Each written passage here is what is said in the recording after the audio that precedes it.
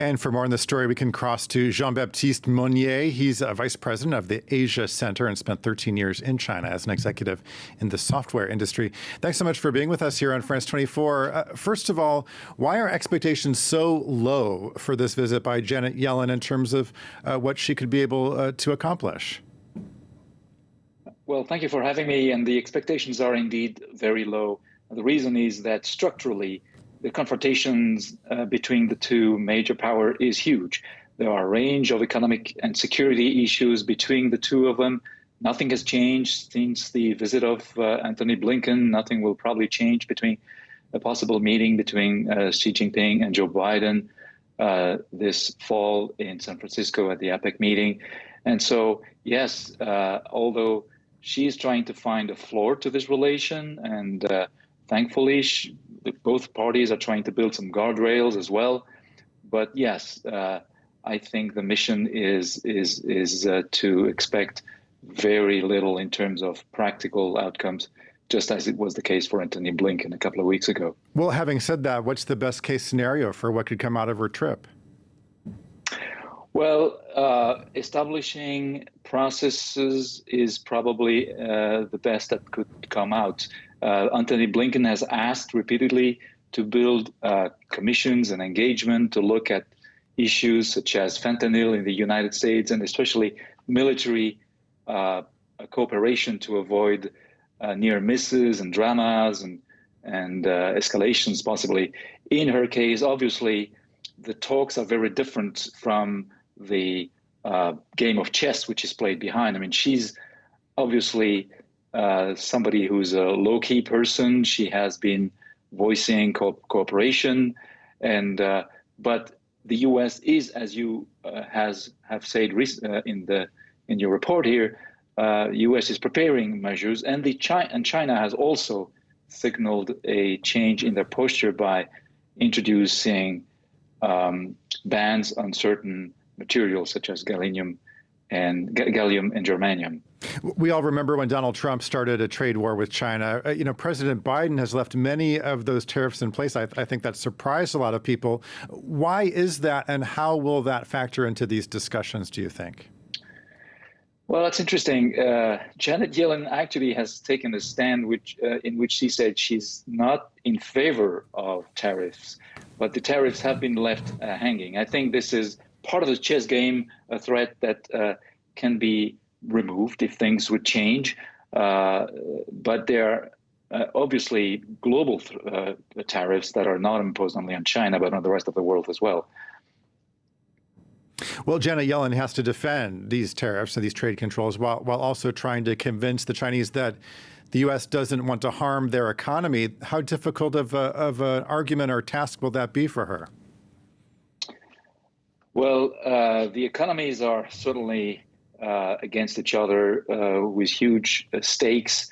I don't think she will strike a commercial agreement. I think that's way above the expectations that she has set forward for this trip. So I don't expect a deal to be signed or any clear announcement following this visit. No, that would be a surprise and a good one, but I doubt they will get to that level. So we're talking about trade and tariffs. In your mind, what are the most contentious issues between the U.S. and China at the moment? Well, clearly you have security issues such as the Taiwan and the South China Sea as being major areas of dispute. You have also the Global South, where a huge effort is being put in place by both countries to engage with these independent countries, the BRICS and the emerging economies. And obviously, you have technology now, which is a key asset and becomes much more strategic than what we used to know, such as energy, oil and gas, and other key materials. You have a background as a software executive. So how does this question of technology play into this fraught relationship between the U.S. and China? Well, it's interesting. As your announcement before my coming in, there was a disclosure made by the Wall Street Journal about a possible ban on China, that's not an announcement, so that's a leak, and it's an organized leak, obviously, before Janet Yellen steps in China. What is being discussed is that the Chinese today have some limits on the level of chips that they can import, and also the machines to make their own chips. So they have limitations for large cloud servers, and they cannot really deploy these machines. There is a threat that the U.S. might accelerate and increase that level of sanctions or export controls, if you want. And at the same time, China has retaliated with these materials license required from the producers of gallium and germanium in China. And they hold the keys to these two materials. So that's a challenge. Another piece, and you mentioned software, so that's new in the mix.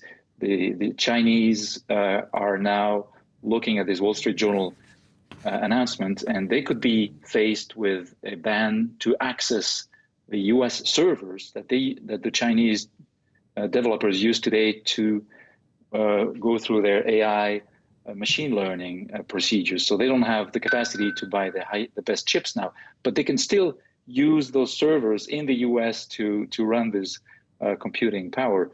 And there is an indication from the U.S. that they could be banned from these servers, especially the Microsoft and Microsoft Azure and Amazon cloud services. But that might be also an indication of further constraints, especially in the case of software and development, because Microsoft, of course, is the owner of GitHub, which is the platform for 100 million computer professionals and programmers around the world, 20% of which are Chinese. And this is where all the open source is being manufactured today, open source software. So that would be an interesting one to follow. Okay, we'll have to leave it there. Jean-Baptiste Monnier, Vice President of the Asia Center. Thanks so much for joining us here on France 24. Thank you. Bye-bye.